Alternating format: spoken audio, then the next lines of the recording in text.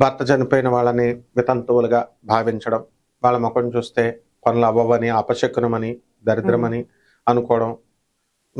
బయటికి మనం వెళ్తున్నప్పుడు వితంతు ఎదురొస్తే మనం వెనక్కి వచ్చేసి కొంచెంసేపు కూర్చొని ఇంట్లోకి వెళ్ళి మళ్ళీ మంచినీళ్ళు తాగి బయటికి రావడం, ఇవన్నీ కూడా జరుగుతాయి చేసేవారు.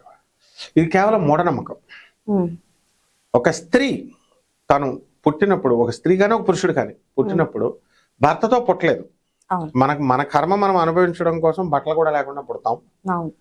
మనం చేసుకున్నటువంటి కర్మలు ప్రపంచంలో తగిలినటువంటి జనాలతో మనం సంబంధ బాంధవ్యాలు పెట్టుకుంటాం. తర్వాత చచ్చిపోయేటప్పుడు మళ్ళీ గుడ్డలు లేకుండానే ఏకాంతంగా వెళ్ళిపోతాం.